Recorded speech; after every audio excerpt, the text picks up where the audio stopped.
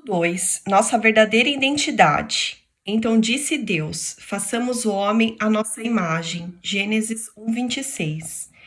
Pergunta: o que significa eu ter sido criado à imagem de Deus? Depois de Deus ter criado o céu e a terra, o mar e suas criaturas, os pássaros e os animais, ele coroou a sua criação ao formar o homem do pó da terra.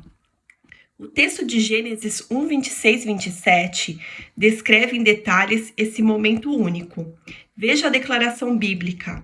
Então disse Deus: façamos o homem à nossa imagem e semelhança, que ele domine os peixes do mar, as aves do céu, os animais de toda a terra e de todos os pequenos animais que se movem rente ao chão.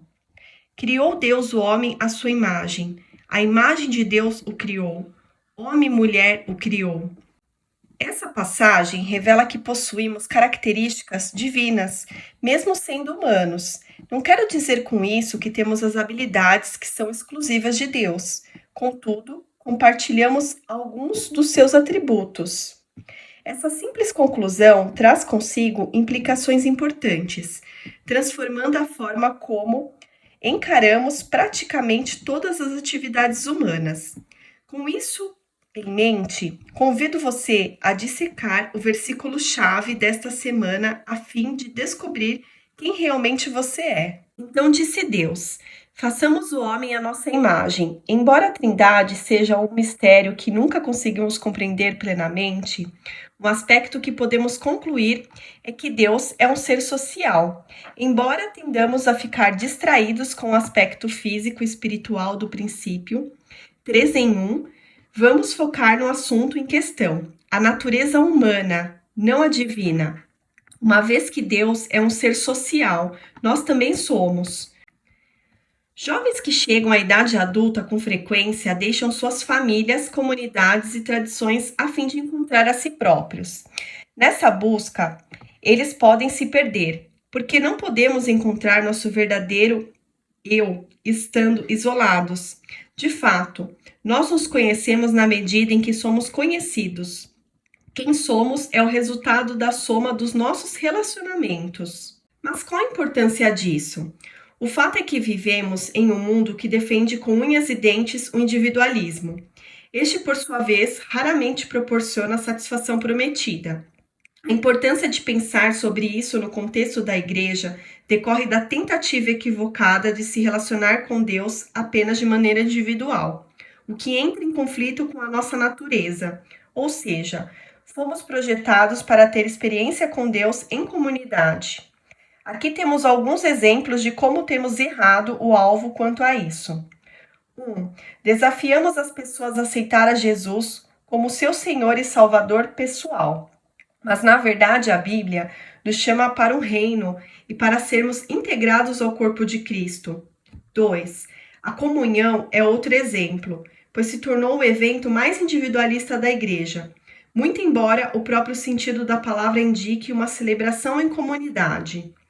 3.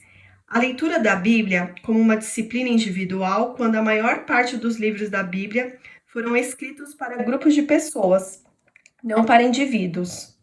4. Geralmente somos convidados a orar, cada um com a cabeça curvada e de olhos fechados. Na Bíblia, no entanto, a oração era, antes de tudo, uma prática comunitária. Portanto, o nosso individualismo radical é uma negação da nossa real identidade. Deus nos criou para viver em comunidade e para a comunidade. Sem o círculo social em que Deus nos colocou, nossa visão de nós mesmos seria diminuta e a nossa visão de lugar e propósito seria egoísta.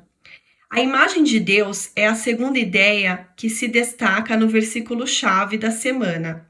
O que isso poderia significar exatamente? Deus é espírito, não matéria. Sendo assim, que tipo de característica ele colocou em nós que define a nossa identidade? A fim de elucidar isso com o devido tratamento que o assunto merece, vamos primeiramente identificar as formas de vida existentes no cosmos. Quais sejam divina, angélica, humana, animal e vegetal. Cada tipo de vida tem seu próprio conjunto de atributos e habilidades. Podemos, por ora, deixar de lado a vida vegetal e a angélica, já que as duas não são relevantes para este ponto de comparação que desejamos propor. Tanto os animais quanto os seres humanos e Deus compartilham de emoções, alegria, afeto, tristeza, compaixão, etc. Os animais e os seres humanos compartilham de uma série de atributos, como um organismo que tem desejos e a capacidade de sentir vergonha quando não vivem dentro de determinados padrões. A culpa, por sua vez, é um sentimento exclusivo dos seres humanos.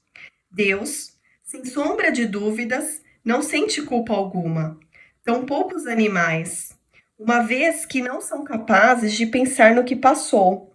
Os cachorros, por exemplo, podem sentir vergonha por terem desapontado seus donos, mas não se sentem culpados por violarem a própria consciência. Além disso, há uma variedade de percepções que os seres humanos compartilham com Deus, mas não com animais. Por exemplo, a honra, o tempo, a língua, a beleza, o amor e o reino. Essas coisas, acredito, envolvem a imagem de Deus em nós. Para ser mais claro, deixe-me explorar mais essa lista de capacidades, não ignorando que certamente existem outras. A honra é o fator subjacente de praticamente tudo que nos atrai, diverte ou ocupa. É por ela que nos vestimos bem, trabalhamos muito e escovamos os dentes. Precisamos ser honrados. Isso não deve ser surpresa para ninguém, já que aquilo que moveu Deus a criar o mundo foi o seu desejo de ser honrado. Esse princípio, que é inerente ao ser humano, quando corrompido, se torna a fonte de todo o pecado. Chamamos isso de orgulho, nossa natureza divina. Quando vai contra a vontade de Deus, sempre se transforma em idolatria. O tempo é outra construção humana que deriva diretamente da natureza de Deus. Embora ele seja eterno, Deus age no tempo. É por essa razão que ele possui aspirações, paciência e estratégias. Ele tem ciência do passado, vê o futuro, é provável que experimente os dois simultaneamente. Portanto, quando cumprimos uma meta, anotamos um compromisso na agenda, checamos o horário ou antecipamos um evento, estamos exercitando em nós mesmos a natureza divina. A beleza deriva do divino, cores e formas, contemplação e saboreio, apreciar uma canção e sentir o aroma. Respiramos beleza como uma experiência espiritual. Nós não apenas criamos a beleza, a criamos constantemente. Mudamos o estilo do cabelo e compomos nosso vestuário. Escrevemos nossas canções, criamos até mesmo novos instrumentos e inventamos gêneros de romance. Não apenas contamos histórias, somos capazes de criar novos meios para aquelas expressões artísticas em livros, filmes, peças de teatro, musicais, desenhos animados, seriados e etc. Olhe ao seu redor, a menos que você esteja rodeado apenas pela natureza. Você verá neste exato momento, bem a seu alcance, algum tipo de arte. Parece que não conseguimos viver sem arte. É só verificar os registros arqueológicos. A língua é outra característica exclusiva do ser humano. Utilizamos linguagem abstrata para escrever poesia ou prosa, realizar debates jurídicos e trabalhar com a matemática. Uma criança é capaz de criar um amigo imaginário e conversar com ele. Habilidade esta que também nos permite falar com bebês que ainda não nasceram. É a máquina que faz o mundo funcionar. Essa faculdade incendeia nossas paixões, faz girar nossa imprensa e cria ficções. A nossa imaginação é um reflexo da chama divina em nós. Então, o amor. Veja, alguns argumentarão que os animais também amam, e não estão errados.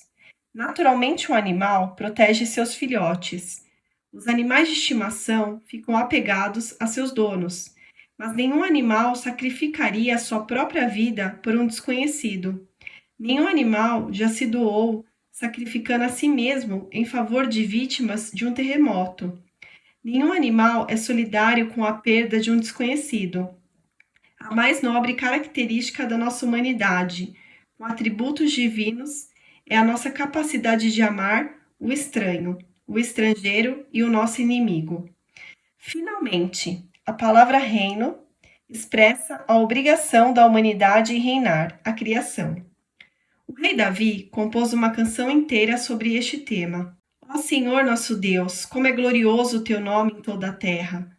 Quando contemplo o teu céu, obra dos seus dedos, a lua e as estrelas que ali firmaste, pergunto: o que é o homem para que com ele te importes? E o filho do homem para que com ele te preocupes?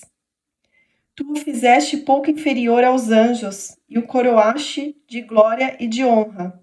Tu o fizeste reinar sobre as obras das tuas mãos. Sob os seus pés tudo puseste. Ó Senhor nosso Deus, como é glorioso o teu nome em toda a terra. Salmo 8, 3, 6, 9. Somos os guardiões do jardim de Deus. Nosso propósito criador é completar o que Deus fez. Com seres criativos, adicionamos criatividade à sua criação.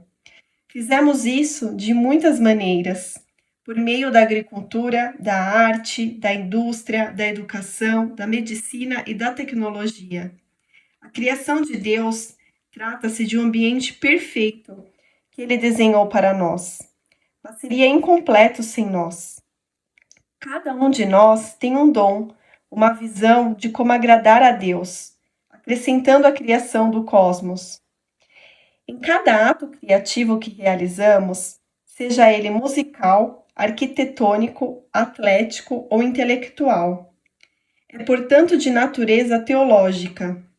Nós participamos com o Pai, o arquiteto, criando a partir da matéria-prima que ele forneceu. Também participamos com o Espírito Santo no desenvolvimento de ambientes favoráveis ao sustento e à celebração da vida.